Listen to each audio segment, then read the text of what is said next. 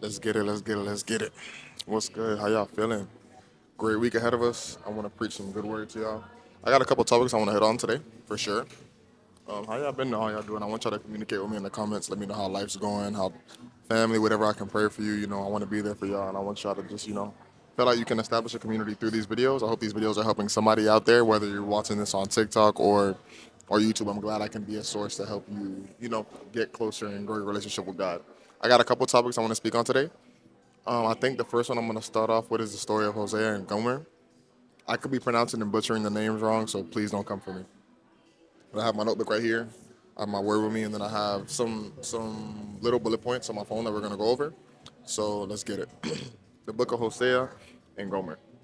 God told the prophet Hosea to marry a woman named Gomer, knowing she was going to be unfaithful. So obviously, Hosea listened to God and ended up marrying this woman. The thing about it, they would love like she would be so loving throughout the day. In the morning, they you got to picture like a perfect household. In the morning, they'd live together. She'd cook for him, whatever, whatever. The day would be amazing. They'd get into bed. They, do what married people do, and then they'd go to sleep. But then Gomer would leave Hosea at 3 a.m. in the middle of the night to go be a prostitute amongst I don't know how censored that is, but go be a P amongst many men at the time. And when you look at that, it's like, dang, a woman that you married, a wife, somebody that you're pouring your time into, that God told you to marry, is one that constantly and constantly, constantly, and constantly goes back to her ways, even though she's married to you and y'all have an amazing relationship. So what would Hosea do? Hosea would go in the middle of the night when he realized she was gone. He would go find her, bring her back, and do the whole thing over again, love her again, and he always forgave her, and always forgive her, and always forgive her. So I think it became a day where one day Hosea and Gomer, they had a great day again. They did what they did. They went to sleep, and then she left in the middle of the night. But yet, Hosea went to go look for Gomer, and when he found Gomer, she was beaten, bruised. Like it wasn't just regular, what people do back in the day. It was actually like she was getting abused physically. And what did he do? He still showed up for her and brought her back home. What is this a depiction of? What is this an image of? No matter how many times you run away from your Lord and Savior Jesus Christ, He's gonna come back to you, and he's gonna keep looking for you. He's gonna keep looking for you, even if you hurt him, even if you hurt him by getting hurt. When you're beaten and bruised, and nobody else is there to save you, Jesus Christ and God are there for you. He's gonna keep running back for you, even when you don't realize that He's there. Because you got to think, it's just like that, right? In the morning or on Sunday, you go to church and you're on fire for Him. But on Wednesday, when you go out with your friends, on Friday night, when you go out with your friends, when you're doing these things that are not of Him, He still loves you and He's still there for you at the aftermath. Because he knows your heart, right? So it's like He's gonna keep reaching out for you, even when you feel like He's not within your reach. He's gonna keep shooting a shot. Because one day you're gonna realize that, okay, maybe my Father does love me. Maybe He does care for me when you're in the middle of the storm. And I think it's such a beautiful depiction and such a beautiful story. Because one, I can never be, I can never be Him. I can never be God. I can never be Hosea in the moment. I know that for most of us, if we had a woman, if we had a wife that we married, and she would constantly, constantly, constantly go sell herself, go sell her body, we would not keep searching for this woman. But that's not who God is. We're not like Him. We're not like Him. I know that's where it would be hard for me to do. But what does He continuously do? He goes out there and He keeps looking for His wife, and He keeps bringing the bride home. In order for a man to get married and find his woman, a part of him has to die. And I've been watching a lot of podcasts this week and doing a lot of research in the Word because I'll tell y'all this: I met a person, and I feel like God ordained and it was from Him. So sometimes you gotta fast on things. I went to church on Wednesday. I got to serve my church, and then I was told, get on a fast, see what God has in store for you. So when I went on this fast, God was speaking to me in multitudes of ways, multitudes of ways. Even though it was three days, water, fast, whatever it may be. Sometimes you need to starve your flesh in order to hear what God has in store for you and hear what God has to say for you. With that being said, God is gonna show you signs. When He shows you those signs, do you listen? When He shows you those signs, do you listen? Sometimes you don't realize things until you opens your eyes. There can be something right in front of you right now. There can be an opportunity, a person, a guy or a girl, whoever's watching this. There may be a job opportunity. There may be something that could change your life forever. It could be right in front of you, but sometimes you'll never see it because your eyes aren't open. It took me months, 2 months on that for God to open my eyes for me to realize something. Be like, maybe He's trying to do this, but I wasn't one accepting of it, two ready for it. And it was such a shocker to me. You know, I know the last video we talked about holding on. And even when you barely have it anymore, just holding on, you feel like you're about to give up, you just gotta hold on and stand and not let go. Sometimes you go through the worst in life. I don't know what season it is that you're going through right now, but you may feel like it's all on you and it's about to end. You may feel like, yo, you can't go anymore. You don't even know if you can make it to tomorrow. Just keep holding on. If you feel like you're hanging on from one strand, I want you to hang on with that one strand with your life. Because you got to understand, right? Let me tell you the story. There was a story that Pastor Craig, he preached. Standing and not letting go. Honestly, honesty is being honest that blessings start with hurt. The biggest blessings in life, the biggest blessings that you may receive in your life, you may have to go through a lot of hurt before you even endure an inch of that blessing. From personal experience, I can speak from a point of view of where I feel like I've been working so hard for the longest, but I haven't seen any fruit from what I'm putting in. I maybe see like a little something, but I'm like, yo, I'm putting in all this work and I haven't reaped my reward. God, I'm a hardworking man. There's so many hardworking men out there. This person's putting in less work than me, that they're getting where I'm supposed to get to. This person, they're still. I beat lust. I'm not in lust anymore, but this person's still doing that. But you're glorifying him with money, with riches, with this and that. Why? God, I want this. God, I'm doing this. Why is it no? No, no. Honesty starts. You have to be honest. That's where honest comes in. If you really feel that way, instead of cursing him, not saying you should curse God, but instead of cursing him, you want to get there and you want to speak to him like, yo, God, I don't know, I need you because I feel like I'm doing everything right. You gotta imagine if you came to me and you were like, yo, I'm doing this, I'm doing this. How come it's not working? I'm gonna look at you sideways, right? You got to think. Not saying that I'm God or me and God are the same, but when you come to God, the way you approach Him matters. If you go to God in a state of, yo, God, I need this blessing now. I've been doing all these things for you, you haven't showed up. Do you think He's gonna listen? Do you think He owes you anything? He loves you and He cares for you and He wants to be by your side throughout your journey. But do you think God owes you anything? But when you go to Him and you're in a state of vulnerability and you're speaking from a place of like, God, honestly, I love you and I'm gonna keep following you, but I don't know what's next. I feel like I've been putting in all the work and doing all these things. I just want to hear your voice right now. That's when He's gonna show up. Sometimes you may pray for a blessing, and maybe somebody told me this yesterday. Maybe the blessing you're praying for, and maybe the reason why it hasn't been answered is one, that you got to continue working towards it, or two, that may not be a blessing in hindsight. Like that may ruin you. So when you're in that season, trust me, I'm in there with y'all right now. Y'all know. If you know, you know. I'm in the season with you right now where I'm fighting, and it feels like you're just barely holding on. But you got to be honest before the blessing can even come. Honesty is where the blessing starts. So what does being honest to God look like? God, I'm hurting right now. I'm not okay. Why don't you hear me? Why are you not answering my prayers? What's going on?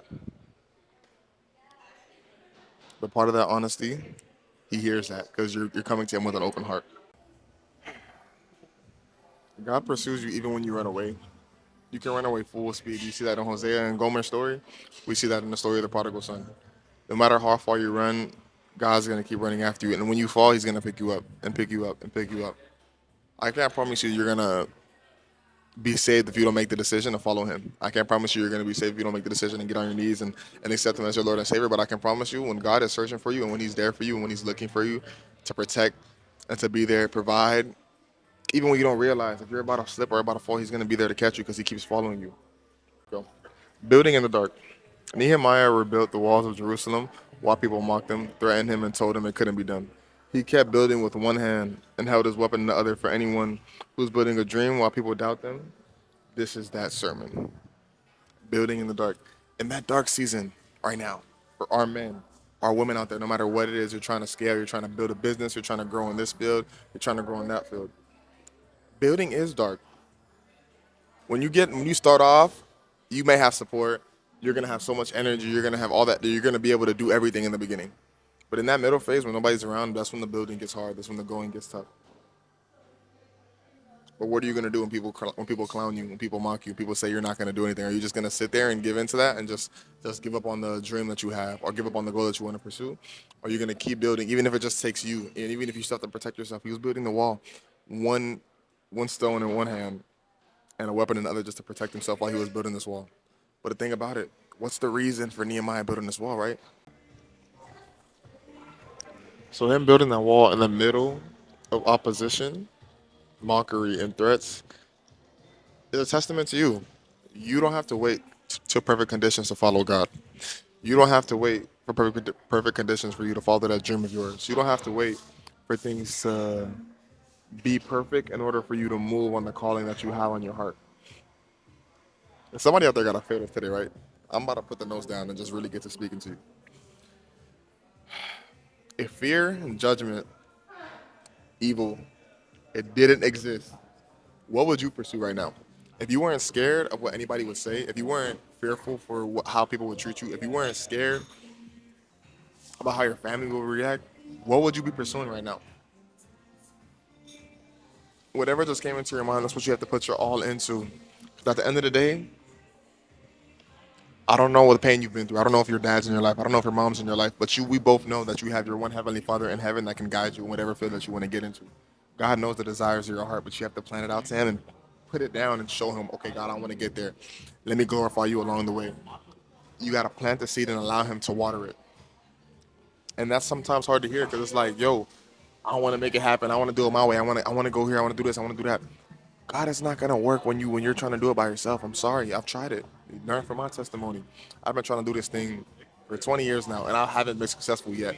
At everything I've tried, I played Division I football. I thought I was going to go to the NFL. I didn't end up going there. I started a content creation. I started making content. My channel wasn't taking off how I wanted it to take off. I was getting engagement, but I wasn't keeping people to stick. I had a good job. I was making good money. It was gone. I wanted a wife. I wanted a good girl around me. Gone. Why? Because I try to do everything my way. Glorify Him. Watch the doors He opens. There's certain doors that I can tell you can try to get into that it's never gonna work if you try to get in there. But off of the grace of God, when God opens that door for you, you're gonna know it's ordained by Him. When you meet a woman, when you meet a man, when you meet that person that you think God is sending to you, you're gonna know because it's gonna be ordained by Him.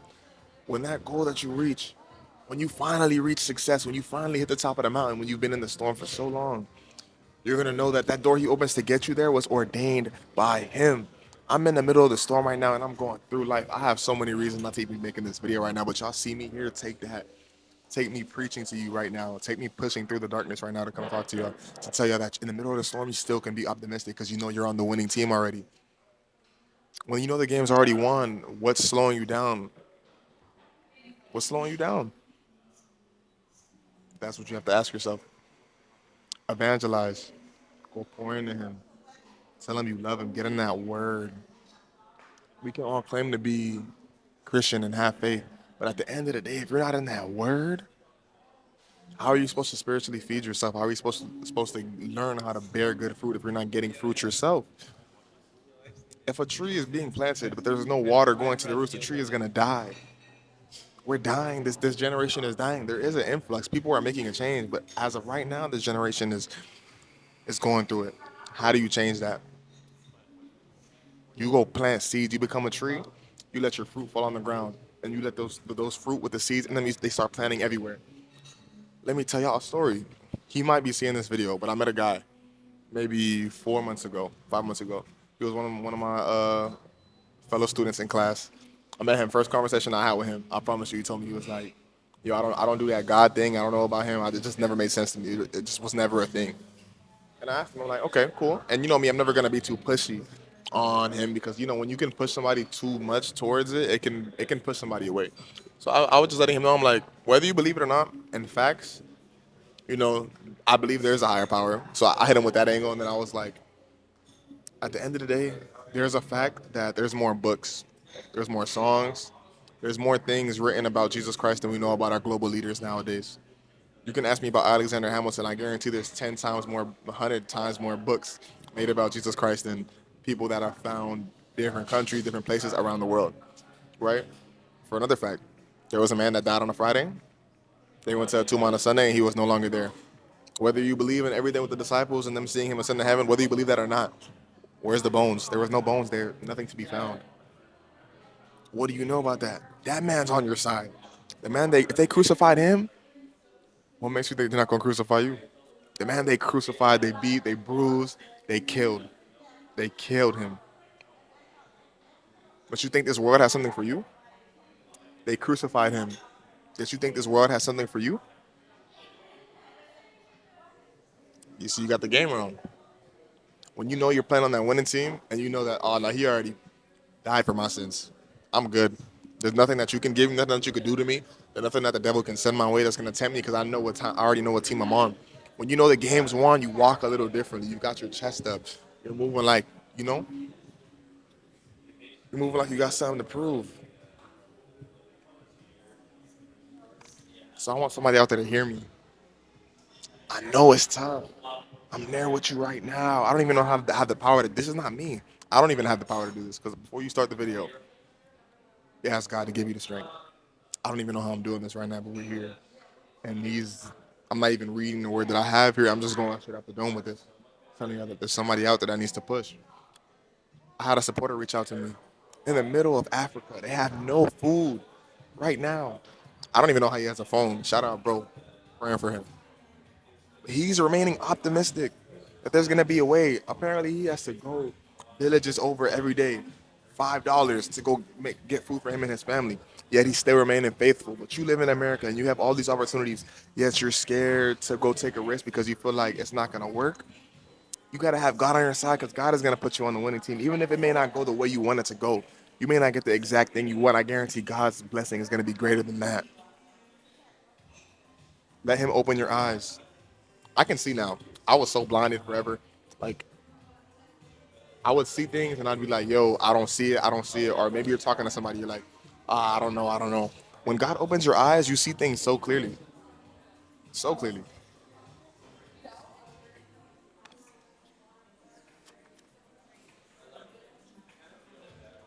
What are you trying to control that God may be asking you to release? What are you trying to control that God may be asking you to release? Right? Your future, whatever your future may ordain. Are you trying to control something that you feel like God may be asking you to step out of? Because whatever you may feel like you're controlling, if you're controlling something and it's all in your control, you don't think there's a reason why it's not working? You don't think there's a reason why it's not flowing? Sometimes God's gonna show you things. God's showing me things right now. Remaining quiet in the season and we're gonna work. I don't control it anymore. I give it all to Him. I'm like, God, I'm gonna put all my all into it. But at the end of the day, I know you don't work until I have nothing. So I'm gonna plant the seed. But when you plant that seed, you gotta understand that you got like He is the water. He is the living water. He runs through your veins. It'll never flourish until He allows it to. And let me tell you something.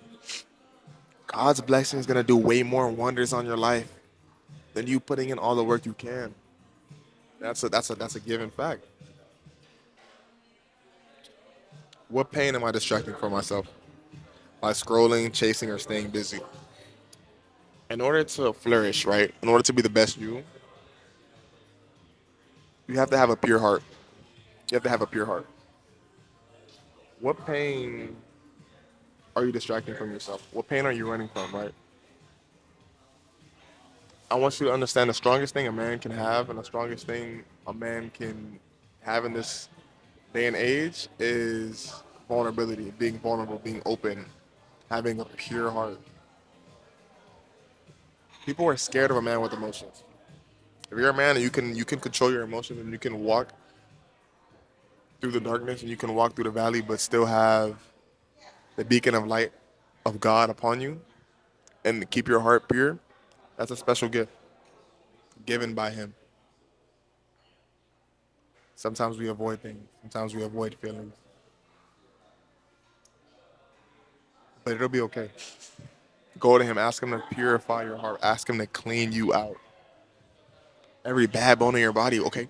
So, Jaden, I feel like, okay, I hear all these things, right? I hear that God's this, I hear that God's that, but how do I experience Him for myself? How do I even, like, where do I start? Talking to Him. It's that simple. One day at a time. Just show up. I guarantee that I'm not telling you to just throw yourself into Christianity. That may be hard for you. But one day at a time, God, I love you. I don't even know where I'm going. I don't even know how to start this, but I know I want you here. That's enough. Right there. You just saying you want him there. Let him work. You're going to see a lot of things move a little different. And it starts from that. Then you may go to your first church service. He may speak to you. You may meet a friend. You may go to your first Bible study. You may get your first Bible. You may read your first Bible. And then it's going to be an ongoing cycle from there. God, I want you to show up. God, I want to hear your voice. God, I want to see what you do. It just starts with little, it's the little things.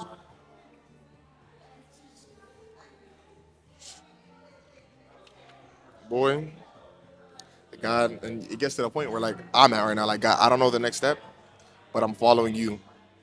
You can lead me where you want. Can you hold my chin up? A man, what's the biggest thing about a man, right? We want to hold the weight of the world on our shoulders. We want to be in charge of everything. We want to make sure we have things are this way, and we want to make sure we handle that thing that way. But sometimes when you drop your shoulders down and you're going through whatever that storm may be, there's nobody else is going to be able to hold your chin up but God. And that's a good thing, right? Because it's the almighty strength. When you're in the middle of the storm and you feel like you can't hold it anymore, and you're fighting all these things, all these demons are coming for you. At the end of the day, God's going to be the one to hold your chin up.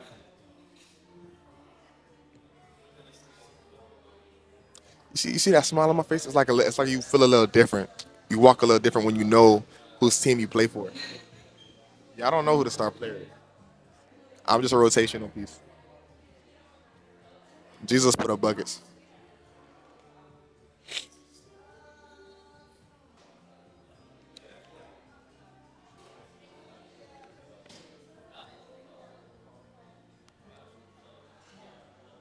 Discernment, discernment, discernment, discernment. How does one gain discernment? How does one understand, okay, I need to be around these people, I don't need to be around these people? How does one discern whether, oh, she is a good wife for me or she's not a good wife for me? How does one discern, oh, he's a good husband or he's not a good husband? How does one discern in general? You got to ask God for the gift of discernment and the ability of discernment, right?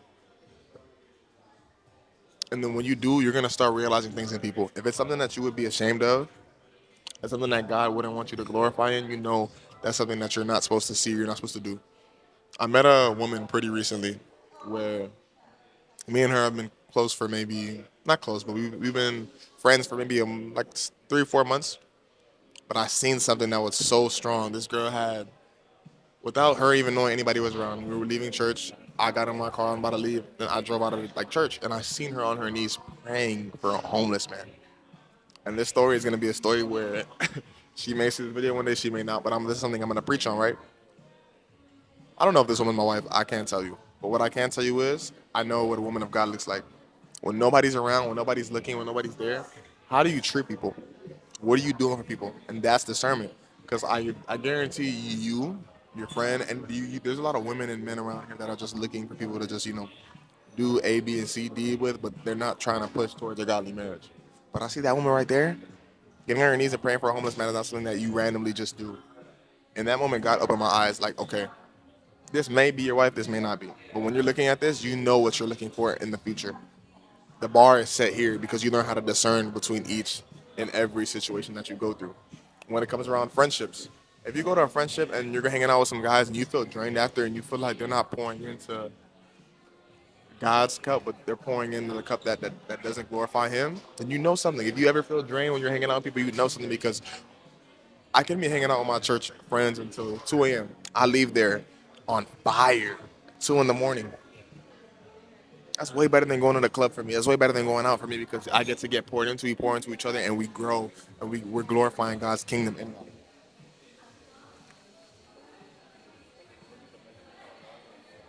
I think that's a good word.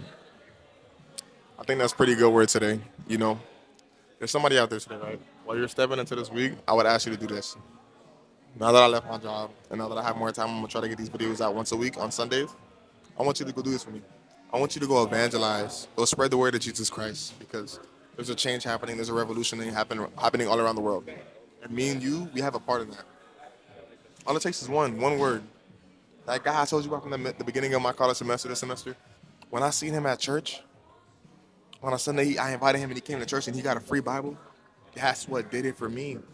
All it takes is one moment. When I planted that seed when I first met him, I'm like, oh, maybe he'll never come to God. But what if he does? Oh my gosh, what if he does? What if God does work? What if he does come through? Sometimes we think, you see, I might have to go longer. I understand that it's hard, and I understand that God may not be hearing you right now, but what if he does? And when he hears you, you're going to know. When he hears you, you will know. When I seen him at church on that Sunday, I was generally like, tears damn near got in my eyes. I'm like, this is the guy. And God showed me something that you just have to live the fruit. I would go to study sessions with him. I'd have my Bible out, but I wouldn't push it. I'd just read the Bible. One day he asked me, like, yo, what's that? He was like, yo, I got to get one. Then this happened, and this happened, and this happened. Then I see him pop up at church. See him immediately pop up at church. God is amazing. So go evangelize to somebody. For you that's in the storm right now, go in the fireplace, go in the closet. If you gotta go outside, go where it's just you and him, and you just talk to him and you let him work. God wants to know you.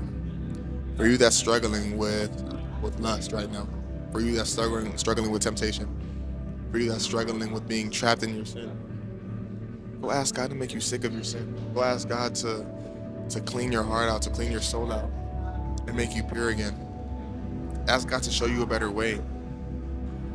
And I promise you, he will. Because he hears you and he cares for you and he loves you. He's going to show up for you when you need him most. But you have to ask for him. He's not just going to show up for you if you're not reaching out. He's not going to let you fall. I can promise you that. But you have to be ready to accept him in your heart. And once you accept him, your life will change forever. I can promise you that. So we hit that topic. Let me see what else we got to get. For my hard-working men or women out there that have dreams in life, and you want to get to those, but you've been failing just like how I have. Every time you climb a mountain, you get to a certain part of the mountain where you're being that light in the darkness, but then you just can't seem to catch your break. You can't seem to catch your flow. You just can't seem to get it. Ask God why. You may be approaching it the wrong way. Because when you know it's from him, doors are going to open. It's going to be so ordained. You just got to speak to him. All the answers are through him. Every answer that you have about your life is through one man. Jesus Christ. Yeah, I think we're good there. I think I'm going to call it what it is.